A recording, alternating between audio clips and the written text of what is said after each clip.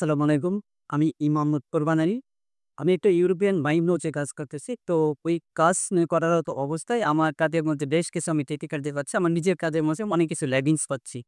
তো সেই সূত্রে আমি আমার থেকে ডেভেলপ করার জন্য আমি বিভিন্ন জায়গায় অনেক কোর্স করার জন্য খোঁজাখুঁজি করতেছিলাম। তো মিন টাইম আমার একজন ফ্রেন্ড আমাকে এই DIHRM এর ফর্ম দেয়।